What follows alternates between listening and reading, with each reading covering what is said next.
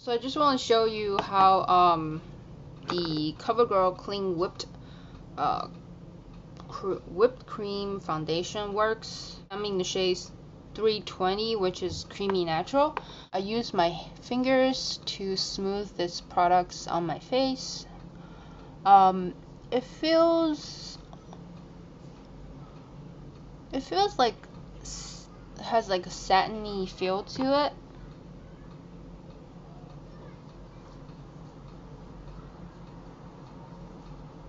I'm not using a primer underneath, but I do suggest to use a primer.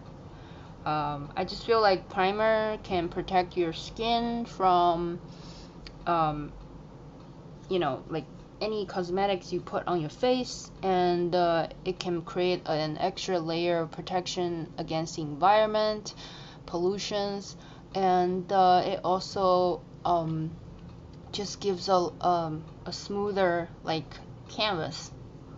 I've been using the Hourglass primer, and then sometimes like now I'm using the Laura Mercier like radiant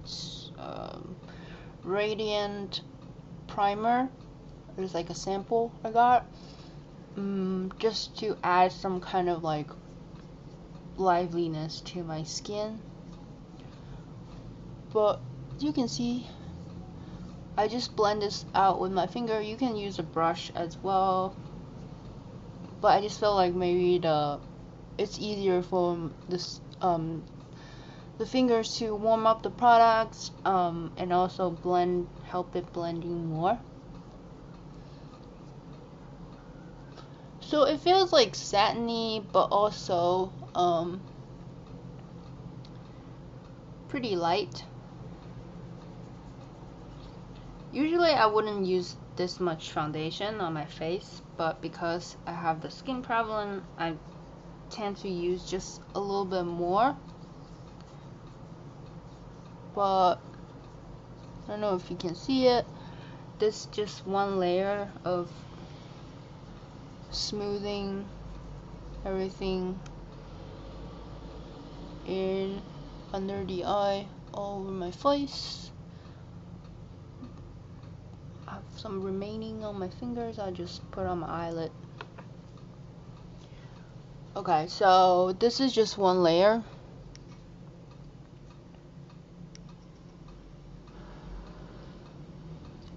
Redness still there, bumps still there, pimples still there. Yep. Acne marks, scarring stuff still there, but at least the skin is like even out, you know, the complexion's even out. So I would say this is sort of like a light coverage foundation. I don't even think it's like medium, but let's see if we can build up the coverage, because right now one layer is like light coverage. I feel like this is light coverage. It's definitely more than sheer coverage, but it's light coverage. And the skin still looks glowing, not kind of like not dewy, but like healthy, like glowing. It's not matte finish. Just keep that in mind. It's not matte finish. Yeah, you can see the glow in my face. So I'm just gonna build up a second layer on areas that I need. Cheeks still red.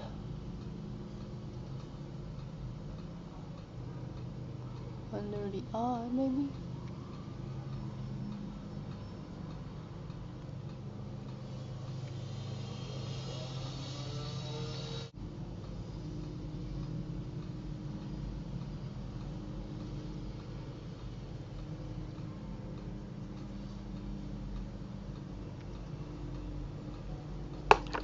So I just applied second layer, and I guess it got the redness under control. Like the redness is kind of like gone, but some of the acne marks are still there. Skin looks pretty good. does have like a dewiness now, sort of. I don't know if it's flattering for summer, but I think in the wintertime it will be good. Wintertime or the fall, in the fall or winter or spring. It looks a little bit like shinier on the camera, like glowiness on the camera, but from the mirror, I mean, it looks nice on the camera, but it just like, it's like, I feel like you need a powder, like definitely for the T-zone, because it could be a little bit worse and more like oily, more sheen, like after like couple hours. So but if you want something that has this kind of a healthy glow, then go for it. But if you want something that's more matte, definitely use a powder, like a mattifying powder over the T-zone. But it looks pretty natural on the camera, but in the mirror and in like really close up in person, I can see it settles into some of the cracks.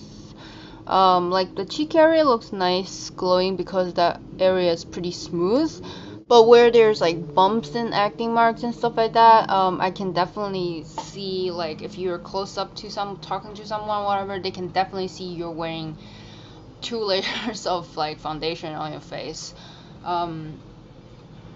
It doesn't look that natural to me, but then again, I have all those little bumps. It just doesn't look that natural to me, like you're definitely wearing something on your face. As far as the feel on the skin itself, it doesn't feel like I'm wearing anything. It's a little bit sticky, I don't know why. Just like a tiny bit of like stickiness, which is weird. Yeah, on the cheek area, whatever.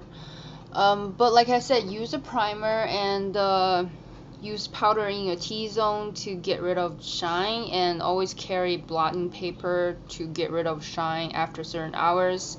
In terms of packaging, it's really light, great for traveling. And if you have much better skin, this just one layer is totally like nice on your skin if you don't have all the skin problems like me. But if you have like severe acne marks, redness and stuff like that, you definitely need 2 coats of this and good concealer. So yeah, the Covergirl Outlast Stay Fabulous 3-in-1 foundation, and I'm in the shade A32. This is nude beige. This one has a little bit more yellow tone. I do like this one. Like compare those two, I think this one is more expensive. This one is $11.99 from CVS, but they always have buy one get one half off deal, and I think I got $2 off or $3 off of this one. But in comparison of these 2 Covergirl products, I definitely like the 3-in-1 Stay Fabulous foundation because it's a primer built in, and this has sunscreen SPF 20. This one doesn't say it. And this has a sort of like almost like a matte finish. I don't need to wear powder with this foundation, and my skin feels light, not greasy, and it stays put pretty well. Yeah, and this has 30 milliliter, so it has 1 fluid ounce, which is a lot more. In terms of Covergirl, I like this one. I prefer this one. But in terms of the whipped cream formula, I guess they're kind of the same. The Revlon one may be a little bit heavier, but in terms of like coverage and stuff like that, I think they're the same. Packaging, this is a lot better than this, and the price on this one's more expensive than this one, so I'll probably go with this one. Yeah, that's my opinion on the new Covergirl Clean Whipped Cream Foundation. I hope you enjoyed this. Thank you very much for watching. Please rate, comment, subscribe. I'll see you in the next video. Bye.